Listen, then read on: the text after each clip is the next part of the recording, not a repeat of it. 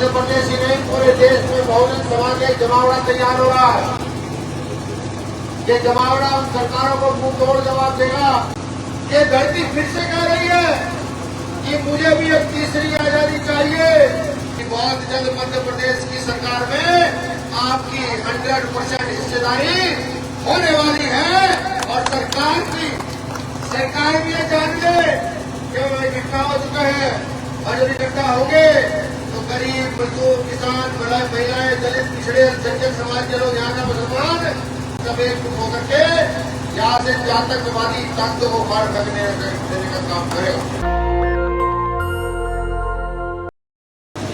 जब आप आवाज दोगे तो अपने खोल के लिए गोद देने का भी मिला कार्यकर्ता काम करेगा।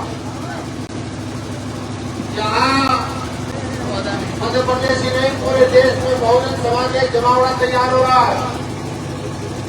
ये जमावड़ा उन सरकारों को मुंह तोड़ जवाब देगा जो ऊपर अन्याय अत्याचार करते हैं। जो सरकारों को मुंह तोड़ जवाब देगा कि जब हम नौकरी मांगते हैं तो हमें लाठी डंडों का से हमारा स्वागत करते हैं। साथियों, मध्य प्रदेश की भी एक दिन दिशा बदलेगी।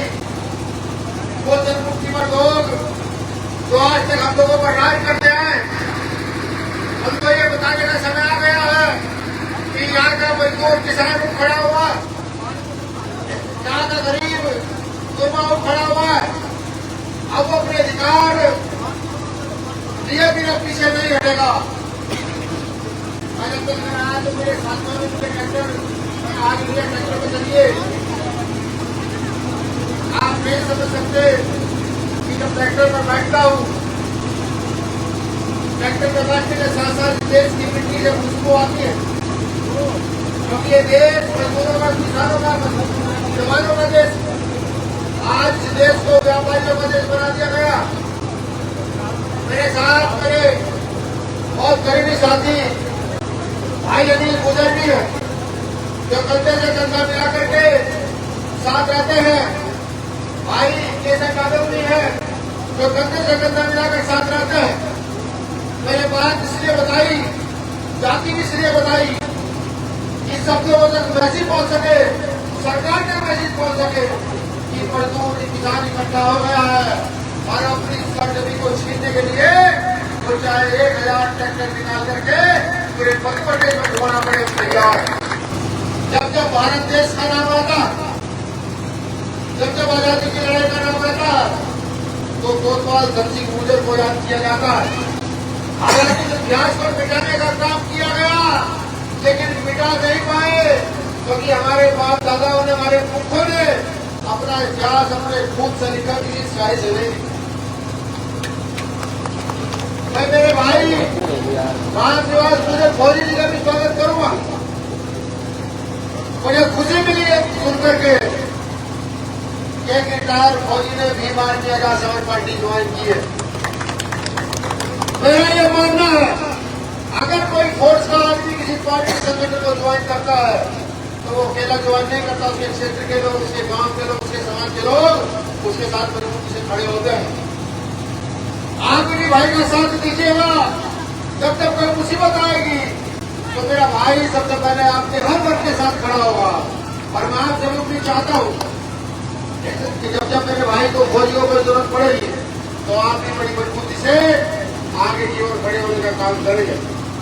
मैं फिर कहूँ मुझे समाज के लोगों को, ये जमीन तुम्हें पुकार रही है, ये धरती फिर से कह रही है कि मुझे भी एक तीसरी आजादी चाहिए।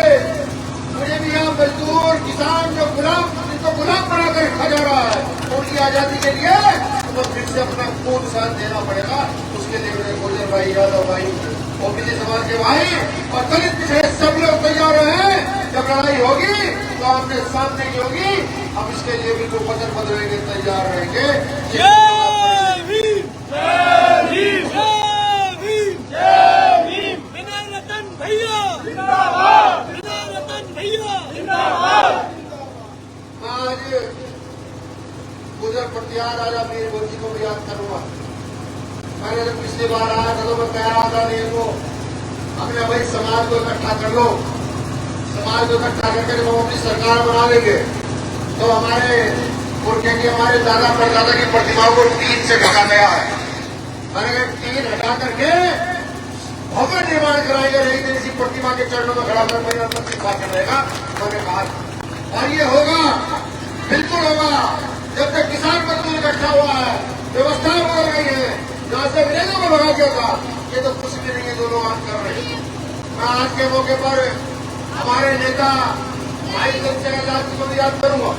तो पार्लियामेंट और पार्लियामेंट, सड़क हो सड़क, किसी मजदूर किसान की लड़ाई को कभी पीछा नहीं छोड़ते। मैं आज उनको भी याद करूंगा कि उन्होंने कितना बड़ा कारोबार शुरू कर मैंने कितने नेता पैदा किए हैं और मजबूती से नेताओं को आगे बढ़ाया। और उसके बाद हमारे छोटी की ओबीसी समाज का नेता भाई रविंद्र भाटी को भी याद करूंगा, जिन्होंने मध्य प्रदेश में बहुत मजबूती से काम किया, बड़ी मजबूती से काम करके इस व्यवस्था को आगे बढ़ाया। और एक नेता हमारे और जो भी तैयार होगा ओबीसी समाज के, जिनके नाम सुनकर के सरकार हिल रही है, हमारे भाई दामोदर यादव जी ने डंपर के खिलाफ ऐसा बिल्कुल फूंक दिया कि जिसका जवाब किसी के पास है नहीं, कोई जवाब नहीं दे पा रहा है। ऐसा बिल्कुल मेरे भाई दामोदर यादव जी ने फूंक दिया है। अब जब दलित पिछड़ा संख्यक इकट्ठा हो गया है तो ये पगड़ियां तैयार कर लो अपने सिरों पर बांधने के लिए कि बहुत जल्द मध्य प्रदेश की सरकार में आपकी 100% हिस्सेदारी होने वाली है। और सरकार भी ये जान ले कि वो इकट्ठा हो चुके हैं, और जब इकट्ठा होंगे तो गरीब मजदूर किसान महिलाएं दलित पिछड़े अल्पसंख्यक समाज के लोग, यहाँ का मुसलमान सब एकजुट होकर के यहाँ से आतंकवादी ताकतों को बाहर फेंकने देने का काम करेगा। हमारे साथियों में इस सम्मान का फिर आपका आभारी। दस्तक की आपसे गुजारिश है कि अगर इसको बचाना चाहते हैं तो नेशनल दस्तक को सब्सक्राइब करने के लिए रेड कलर के सब्सक्राइब बटन को दबाएं, फिर बेल आइकन की घंटी दबाएं। नेशनल दस्तक को बचाने के लिए बहुत जरूरी है कि हर खबर को शेयर करें, लाइक करें, कमेंट जरूर करें।